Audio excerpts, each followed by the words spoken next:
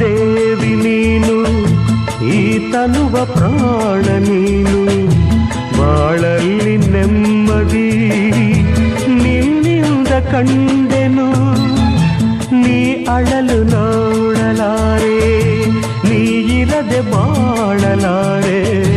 ನನ್ನಲ್ಲಿ ಕೋಪವೇ ನಿನಗೆ ಬೇಡವೇ? ನೀ ದೂರವಾದರೆ ನನಗಾರು ಆಸರೆ.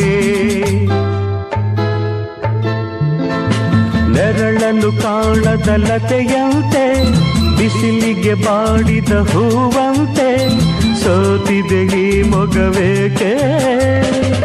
ಏನು ನಿನ್ನ ಚಿಂತೆ ಹೇಳೆ ನನ್ನ ಕಾಂತೆ?